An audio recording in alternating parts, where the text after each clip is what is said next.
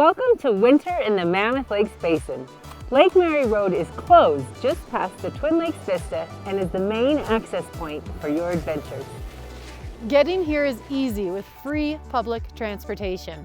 Use the Orange Line shuttle, which runs daily from the village to the closure every 30 minutes. You can even bring your furry friend, leashed and muzzled, on the bus so they don't miss out on the adventure.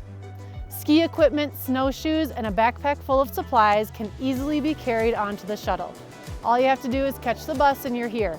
No getting frustrated driving around looking for a spot. If you must drive, please note that there are only 30 parking spaces available. There's no parallel parking on the east side of Lake Mary Road, and if you parallel park on the west side, be sure to pull off to the side as much as possible. Use extreme caution while driving in this area, as there are pedestrians on the road and the roads may be icy. We know you'll have a great time recreating in the Mammoth Lakes Basin. But remember, be patient, be considerate, be kind, and try to keep Mammoth Lakes unreal by leaving this place a little better than you found it.